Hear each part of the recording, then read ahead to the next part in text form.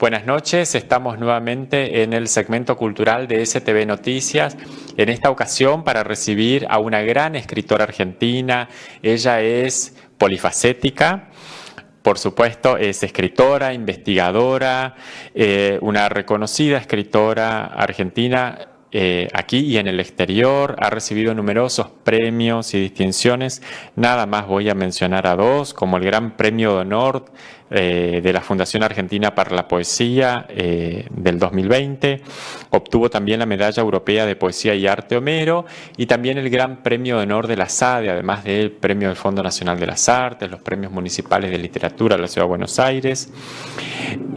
Yo siempre le digo que es también como una correntina honorífica, porque en sus investigaciones académicas como investigadora del CONICET también ha prestado mucha atención a diferentes aspectos de la cultura correntina.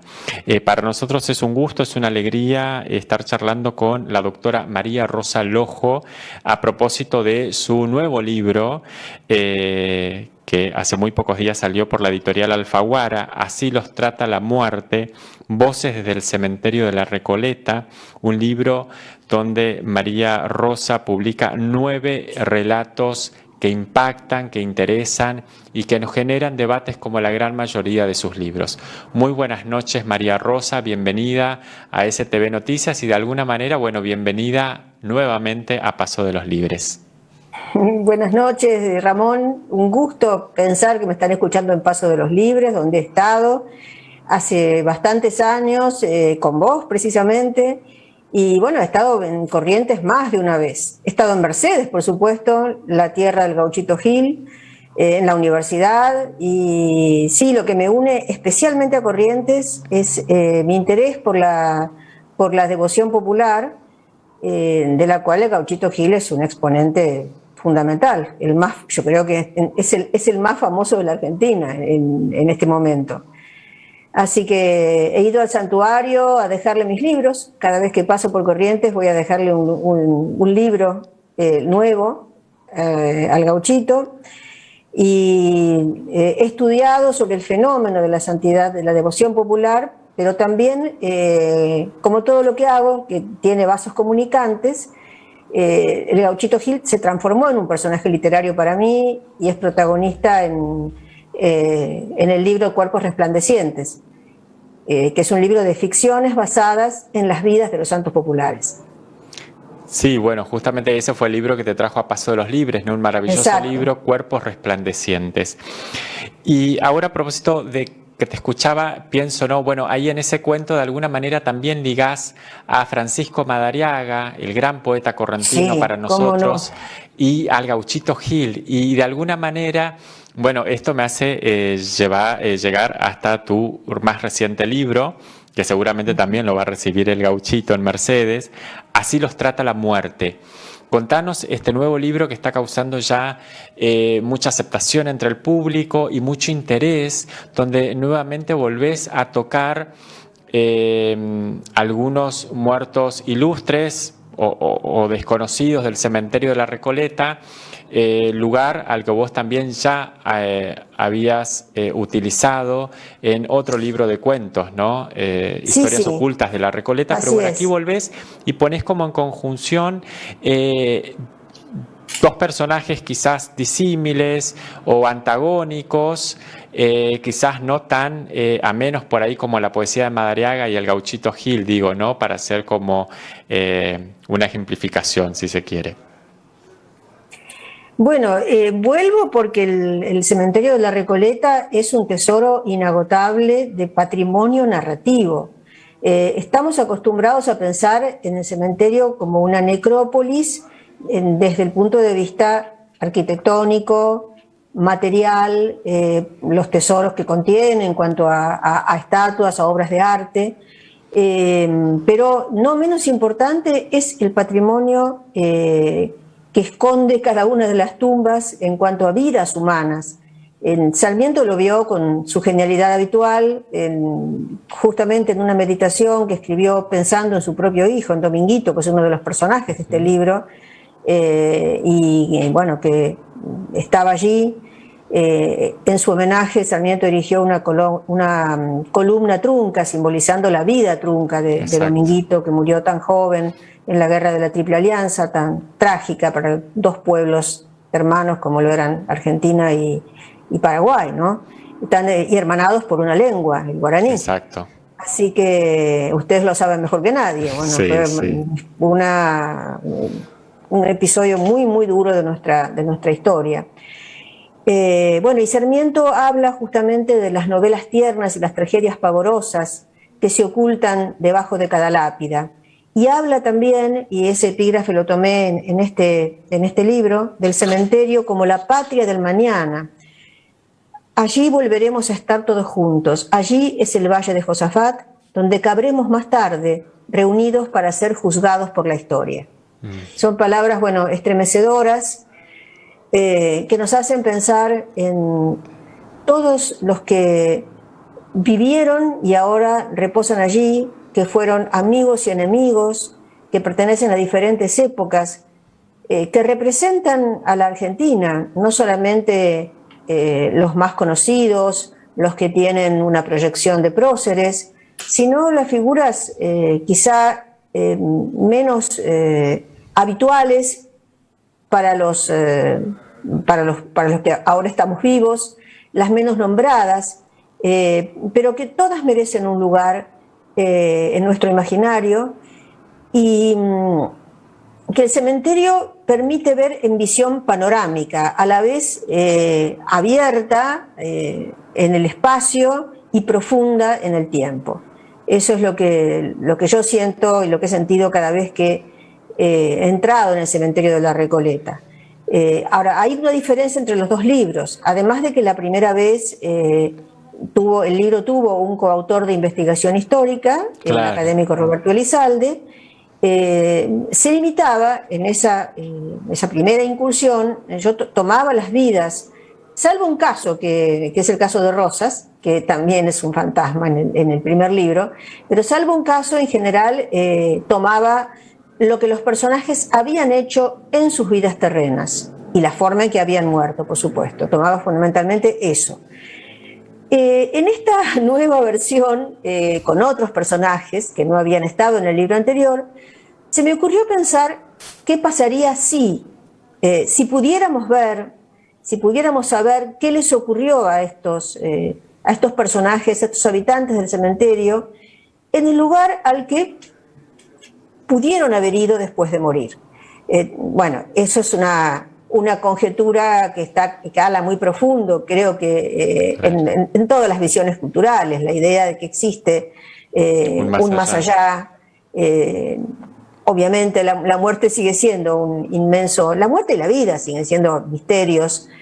Podemos con la ciencia, bueno, indagar en ellos y con los límites de la metodología científica, pero los poetas y los metafísicos siempre se han preguntado de otra manera por lo que nos espera más allá, y que tiene que ver, creo yo, siguiendo esa conjetura, con quiénes somos y quiénes fuimos en este mundo, con lo que hicimos con nuestras vidas en la tierra, con lo que soñamos, con lo que temimos, con lo que deseamos y no pudimos concretar. Bueno, de todo eso se habla en esta obra, que además tiene otra peculiaridad, que es la de poner en varios cuentos, poner en contacto a personajes que no pertenecen al mismo universo cultural y al mismo tiempo histórico, ¿no? Que han vivido en épocas diferentes y que no obstante tienen el punto en común de su humanidad, en diferentes versiones temporales, pero de su humanidad que compartimos todos, así como compartimos la muerte. Y creo que el libro permite por eso ver aquello que cambia y aquello que siempre está, de una manera o de otra, ¿no? Lo que puede unir las vidas de personajes que parecen muy diferentes, por ejemplo, Dominguito Sarmiento y Vicky Walsh, y sin embargo tienen tantos puntos en contacto, si se mira bien, empezando por la forma en que mueren, porque los dos experimentan de maneras distintas en contextos diferentes, pero experimentan de una manera absoluta la necesidad de inmolarse por una causa en la que creen. y que para los dos representa la patria. La patria, exacto. Vista con diferentes inflexiones, de diferente manera, pero es la patria para los dos, es una causa superior a ellos mismos. Y también tienen padres que, con algunas similitudes interesantes, ¿no? Sí, figuras fuertes que le marcan.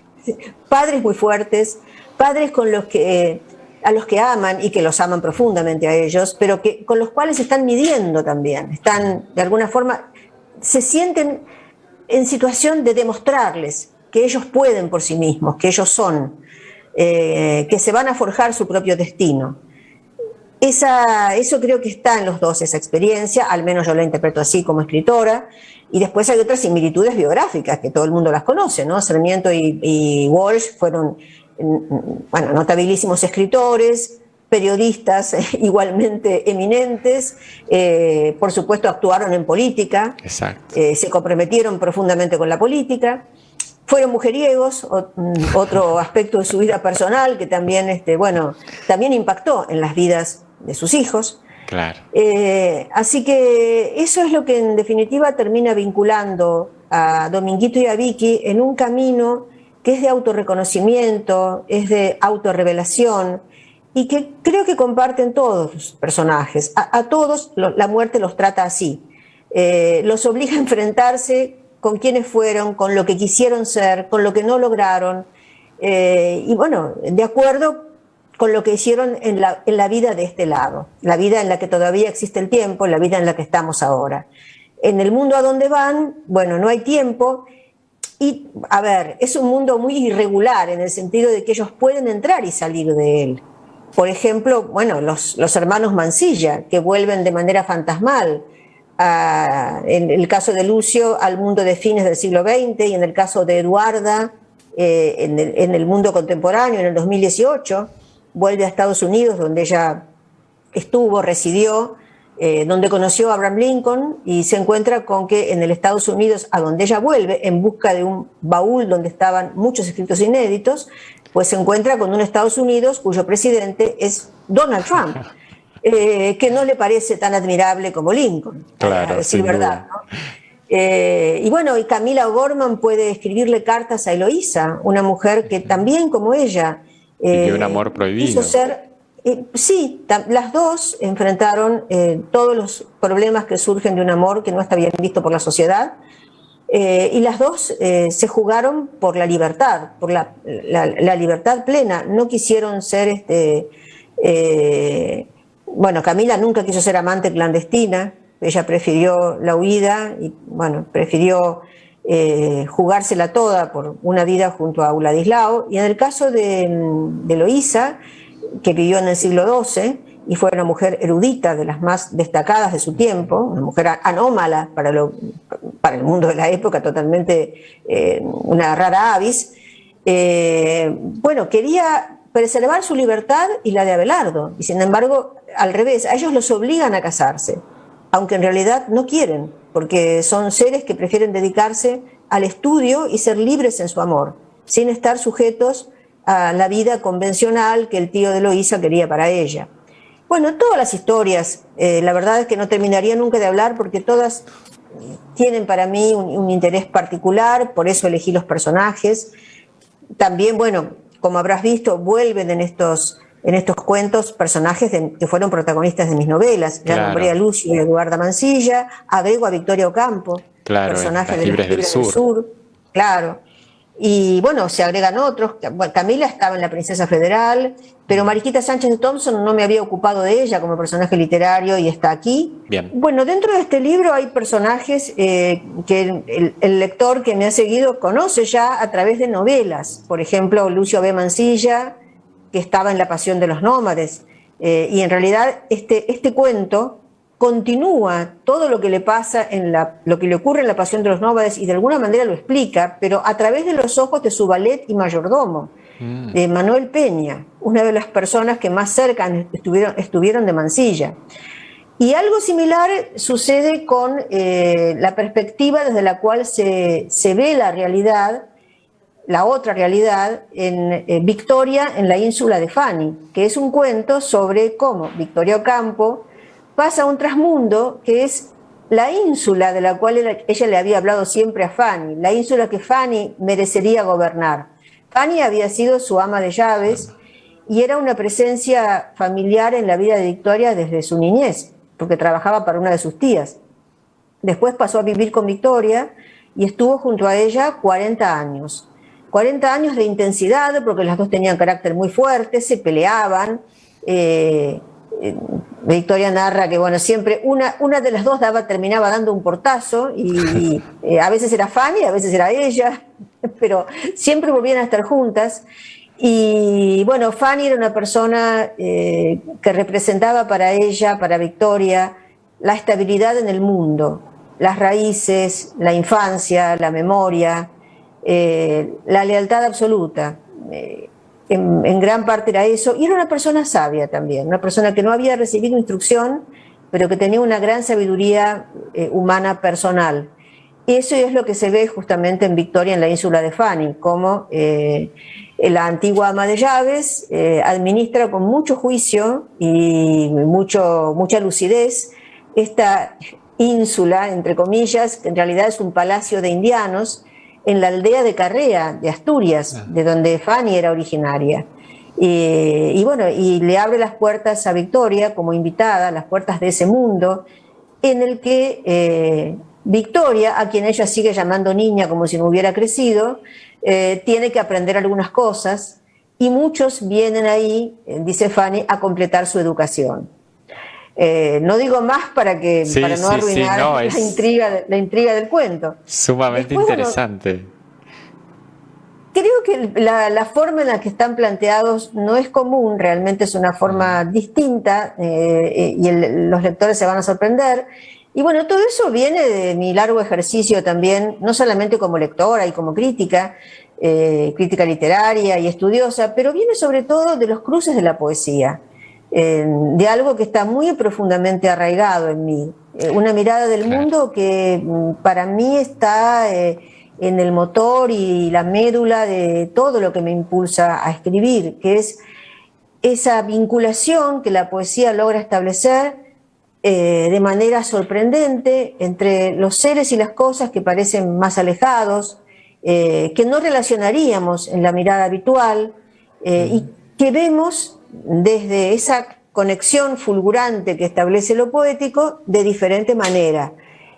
Bueno, yo creo que esto hacen muchos de o todos los cuentos que están aquí. En todos hay sorpresas para quien lee y también, sobre todo, para quien accede al otro mundo, ¿no?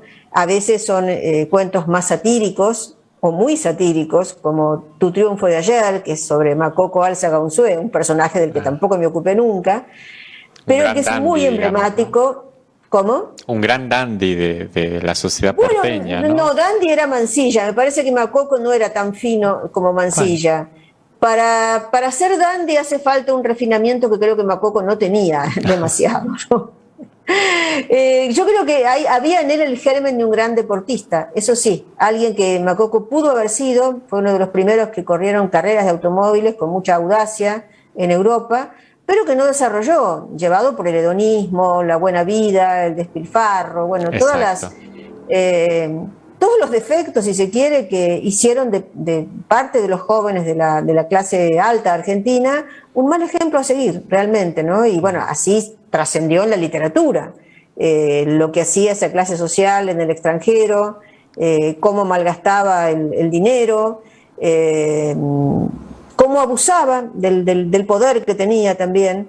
Y bueno, esas consecuencias de sus actos lo van a seguir a Makoko en su trasmundo, en su posvida, donde va a acceder es decir, aquello que soñaba, que era volver a su dorada juventud, pero no desde la posición de mando, no va a estar en la cima de la pirámide.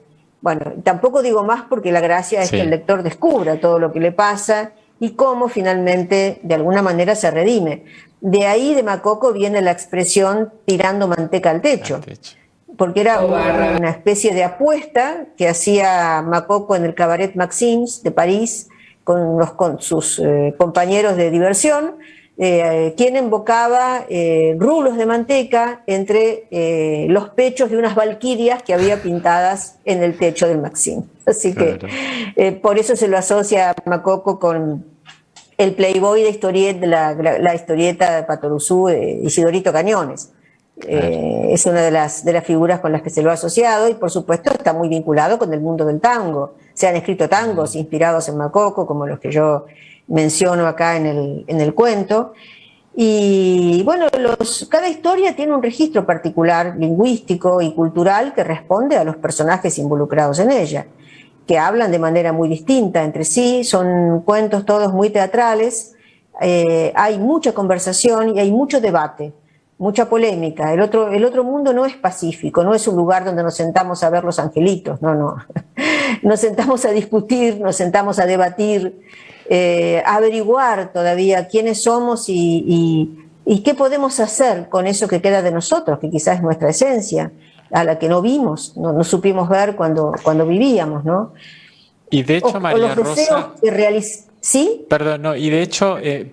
todo este libro y todo este discurso, y por lo que he estado leyendo, también de alguna manera me ubica en el presente, ¿no? Digo, me parece que tiene mucha resonancia, por ejemplo, bueno, relacionar Dominguitos con Vicky Walsh, dos personajes antagónicos que se pueden pensar, pero que vos vas hilando y los vas poniendo, digamos, todos los puntos en común que también tienen, digo, con esta fractura de la sociedad que vivimos, de esta llamada grieta, que también, digamos, ¿no? Es un poco como... el libro viene a ser como también una caja de resonancia, aunque del otro lado, ¿no? Desde el más allá, como vos decís, que no es del todo pacífico y que me parece que puede resultar como eso, como una caja de resonancia de esta sociedad, de esta fractura también que vivimos, de este debate permanente. Y me parece que es ahí también... la originalidad del libro y sobre todo eso, que es un libro como muy diferente, si bien hay ciertas temáticas, ¿no?, que por ahí uno puede descubrir, rastrear más allá de los personajes, digo, la afiliación, el tema de la pasión y el tema de la poesía que vos decís, ¿no? Iniciaste en la poesía con Visiones, con esos 3 primeros libros de poesía tuya, que son una poesía muy particular dentro de la lírica, de la poética argentina. Sí. Digo, pero cómo se relaciona también un poco con este presente que vivimos, ¿no? Y sí, totalmente. En realidad, cada vez que escribimos sobre el pasado es porque nos preguntamos sobre el presente.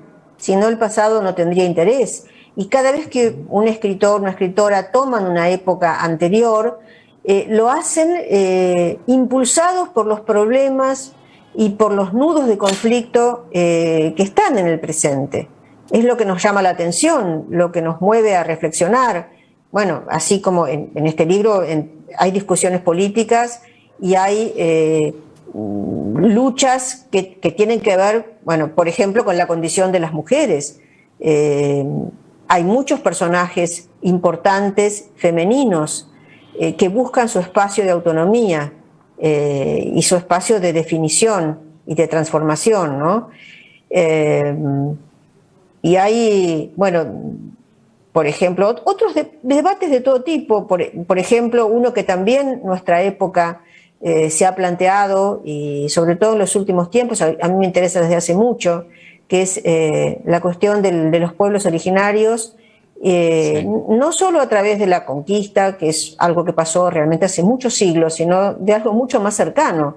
Cómo se extinguieron de manera brutal, cómo fueron extinguidos los últimos pueblos, los del confín de la tierra, precisamente, ¿no? El caso del cuento El canto del chamán, que está narrado desde la mirada de un testigo, Polidoro Segers, un belga que fue médico en la primera expedición oficial que el Estado argentino manda a Tierra del Fuego para su reconocimiento.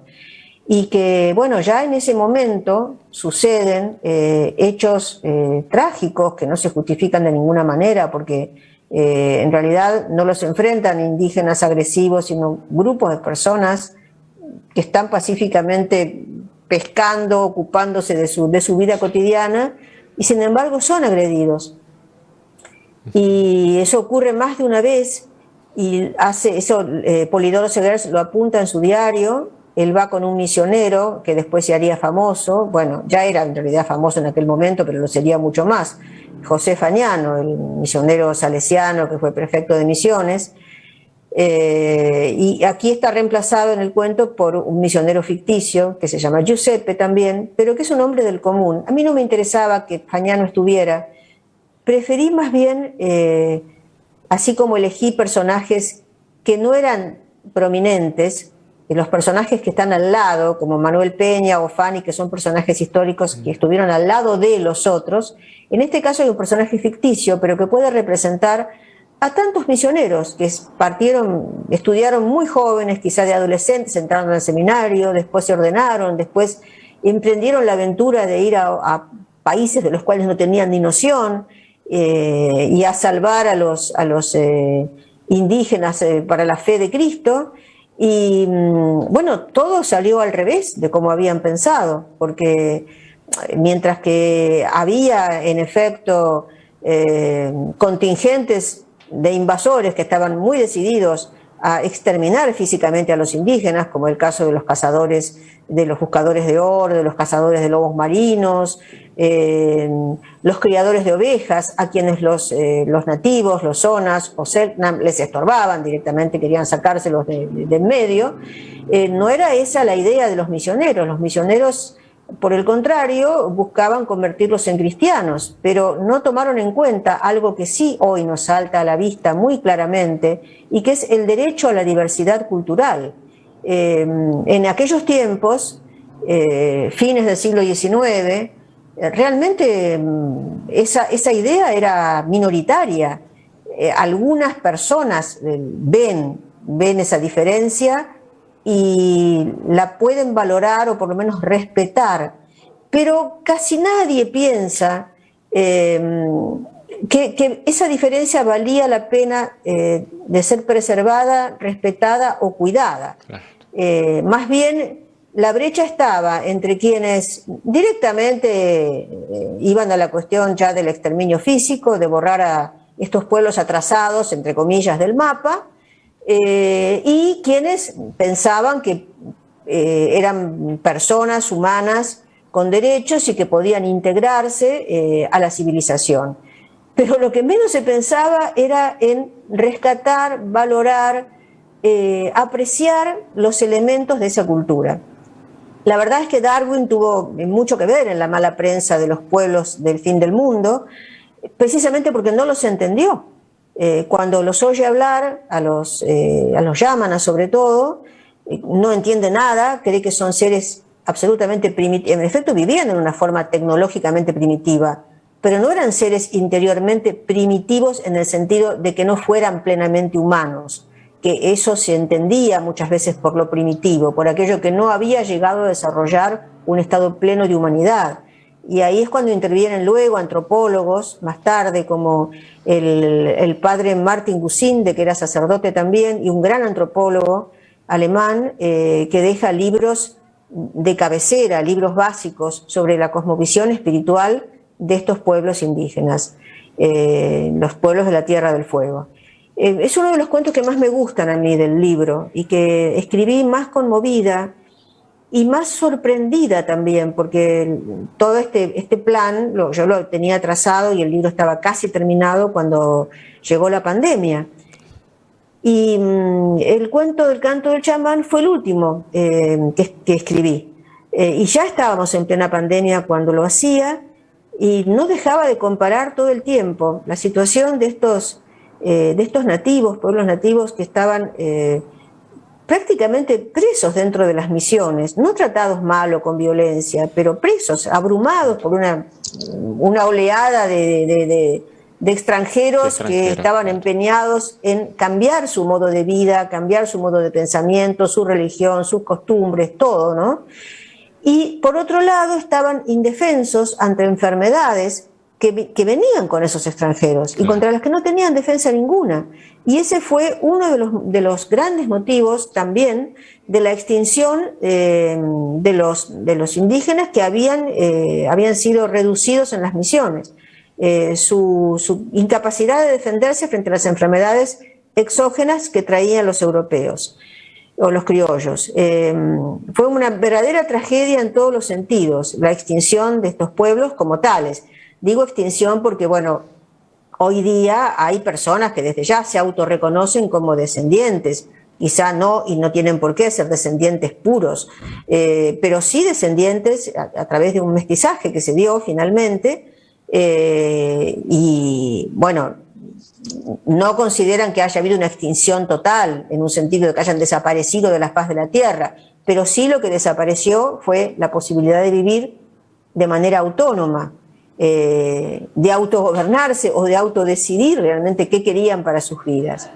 Bueno, son los hechos brutales que suceden en todas las conquistas, pero quizá lo más duro y lo más terrible de esta es que se hace en un momento en que la civilización occidental se autoconsidera como en el pináculo de su poder tecnológico, su poder intelectual, su saber, es un gran momento de la ciencia, y sin embargo resultó ser esta civilización tan ciega para otros aspectos, y para aquilatar, para valorar las diferentes maneras de ser humano, ¿no?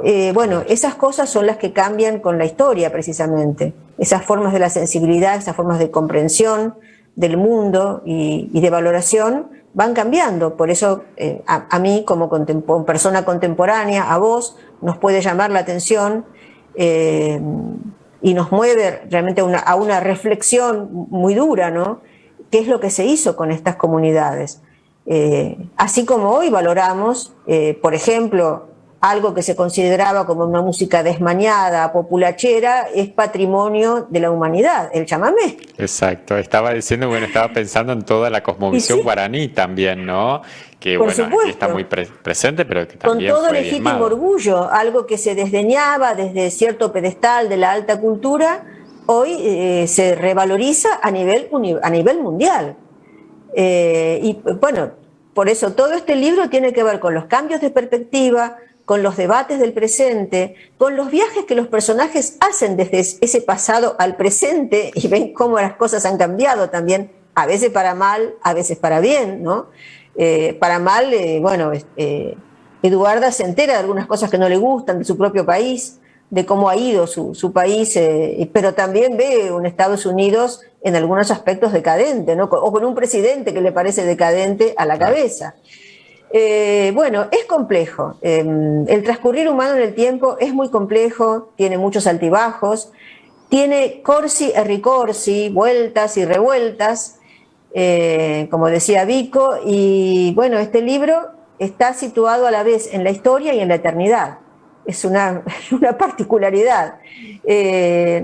Respeta un pacto de verosimilitud en lo que hace a la existencia histórica de los personajes aquí retratados, pero se permite romper ese pacto de verosimilitud al introducir a esos personajes en el trasmundo y ver qué hacen allí y bueno, qué decisiones toman y qué es lo que han aprendido, digamos, en su territorio terreno y también en el otro, en aquel al que acceden después.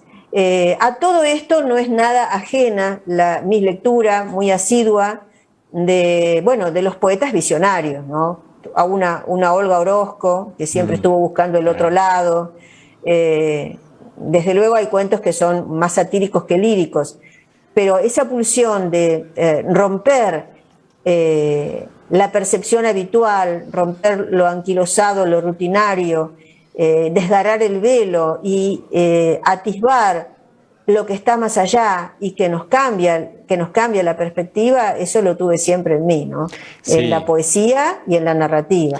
Justamente, y también toda la parte académica, ¿no? Que vos la conjugás también entre este doble rol de creadora, poeta e investigadora, digamos, ¿no? Una persona que ha estudiado muy minuciosamente la historia de la literatura y de estos personajes.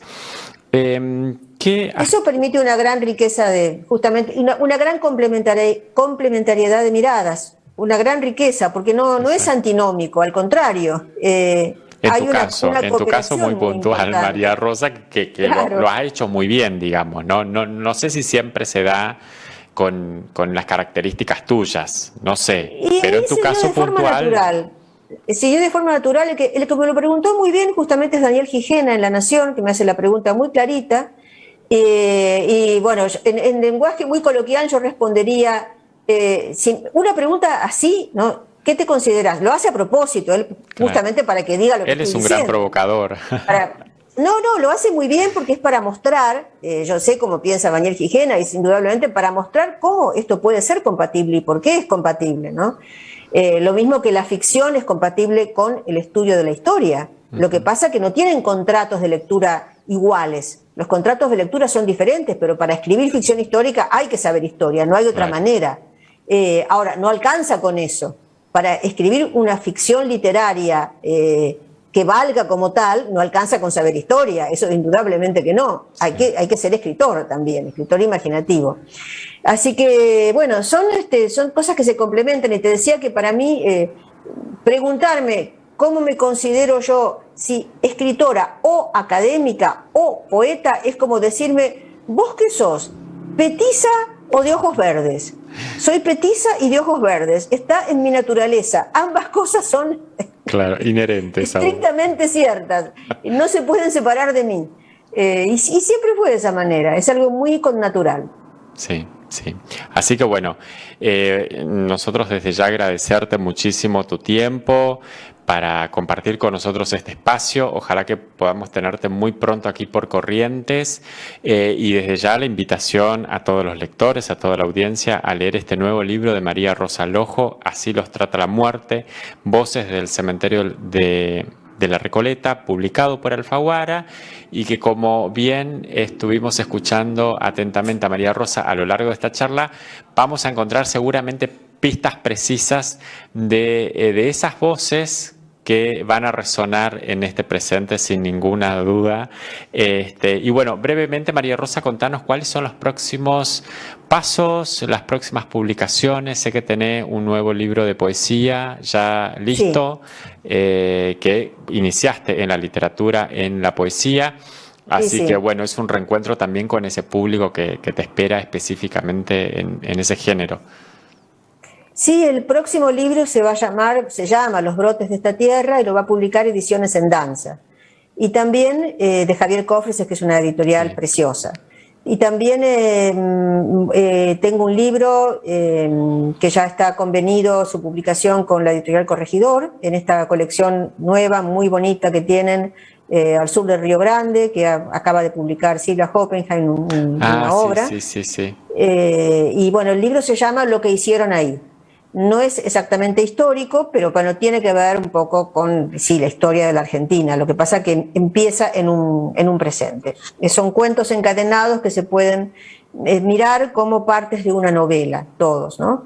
Y luego bueno, estoy en tratativas con mi editorial, con mi grupo Random House, para relanzar Cuerpos Resplandecientes, que se lo merece, no se consigue hace mucho tiempo, Sí, es lamentablemente, cierto. así que tendremos nuevamente el Gauchito Gil entre los lectores de ficción.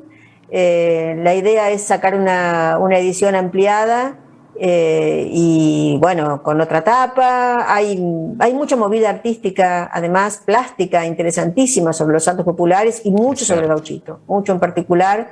Así que bueno, esos son los planes para el año que viene y sigo escribiendo siempre, ¿no? Es mi vida cotidiana, es, bueno, levantarme y sentarme a contestar correos y a escribir de muy diversas maneras, porque no solo se trata del momento en que literalmente escribo la ficción o el ensayo que estoy haciendo, sino de todo lo que se hace antes y simultáneamente todo lo que se piensa, todo lo que se lee, todo lo que anotamos y que de una manera o de otra va a desembocar en un libro, ¿no? Como Exacto. decía Mallarmé, todo existe para desembocar en un libro. Muchísimas gracias, María Rosa. Bueno, muchísimo éxito desde ya con este libro. Y bueno, y te esperamos muy pronto por Corrientes, ojalá. Espero que sí, en forma presencial. Tengo que volver a Mercedes, a la Biblioteca Belgrano. donde me han recibido con enorme afecto, y a la capital, y bueno, y a Paso de los Libres. ¿Cómo no vamos a estar en Paso de los Libres? Un gran cariño para todo el mundo de allá, y espero que pueda escuchar un zapucay como el que me dedicaron cuando estuve, que no me lo olvidaré jamás. Qué bueno, qué bueno. Por supuesto, serás muy bien recibida. Muchas gracias, María Rosa.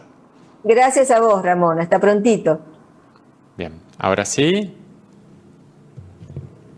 Ok. Bueno. Gracias, María.